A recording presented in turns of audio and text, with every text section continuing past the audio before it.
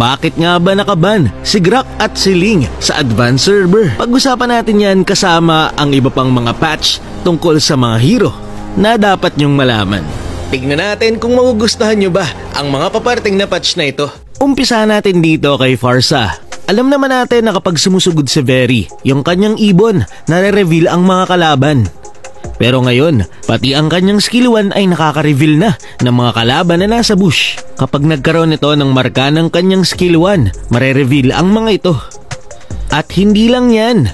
Sa original server, yung kanyang passive na kapag inatake niya ang kalaban, susugod si Very, yung kanyang ibon every 8 seconds. Sa advanced server, every time na nile-level up mo ang iyong ultimate, mababawasan ang cooldown ng iyong passive ng 1 segundo. Kaya kapag level 1 ultimate, 8 seconds yung passive. Kapag level 2, 7 seconds.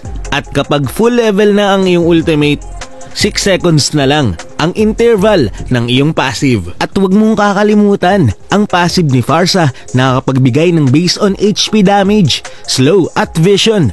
Kaya malaking bagay na yun. Next naman natin ay si Johnson, kung saan pinalakas ang kanyang skill 2. Dinagdagan ang base damage nito at gamit ang iyong skill 2, mababawasan mo ng 10% ang magic defense ng kalaban mo na nag-i-stack ng 3 beses, kaya 30% magic defense reduction. At nakakapagbigay din ito ng 10% slow sa mga kalaban na nag-i-stack up ng 3 beses. Kaya 30% slow yun. Pero bilang kapalit naman ito, binawasan ang kanyang damage sa mga clips. Dito naman tayo kay Beatrix. May mga adjustment sa kanyang mga barrel.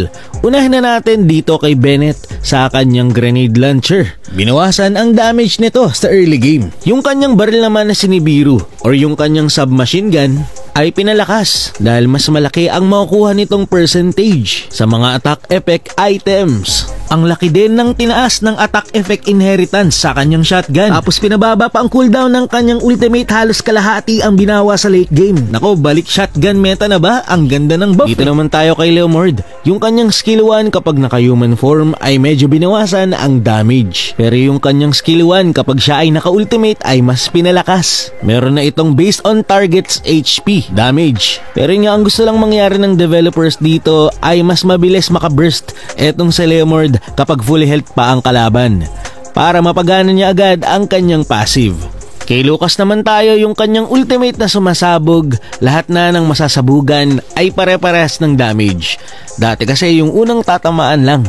Si Granger nakatanggap ng nerf, binawasan ang movement speed na makukuha niya sa kanyang skill 1. Tapos medyo pinabagal din ang paglipad ng kanyang ultimate.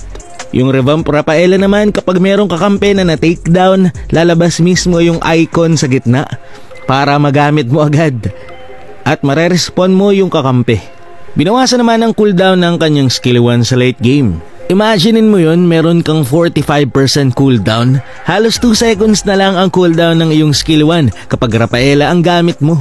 Si Shushin na adjust, pinababa ang maximum number of stacks niya. Pero dinagdagan ang mana regen per stack. Dinagdagan ang damage ng kanyang skill 2 pero mas malaki na ang mana cost. Ibig sabihin, gusto ni ML na palakihin ang kanyang damage at bawasan ang crowd control. Tapos, kapag ikaw ay nag-skill 2 sa bush, hindi mo na agad makikita yung kalaban dun. Kailangan talaga matamaan mo na ito. Dati kasi mag-skill 2 ka lang sa bush, mare-reveal mo na yung kalaban kahit hindi tamaan dun. So eto na nga, bakit naban si Grak at si Ling sa advanced server? Simple lang ang sagot. Medyo pinanipis ang mga pader sa Mobile Legends para mas madali nang makadaan yung may mga dash skill. So alam naman natin na si Grak, 'di ba? Kailangan niya ng wall. So may mechanic sa kanyang skill, pati na rin si Ling na kailangan pang i-adjust. Kaya nakaban pa sila for now habang inaayos pa. At yung mga bush din nga pala, medyo in-extend nila, mas pinalawak nila ng konti. Pero yun nga, advanced server pa lamang to, so ito pa lang yung balak ni Muntun. Depende pa sa kanya kung i-apply niya o hindi. Pero ikaw, anong masabi mo dito? Maraming salamat sa panonood, and to God be the glory.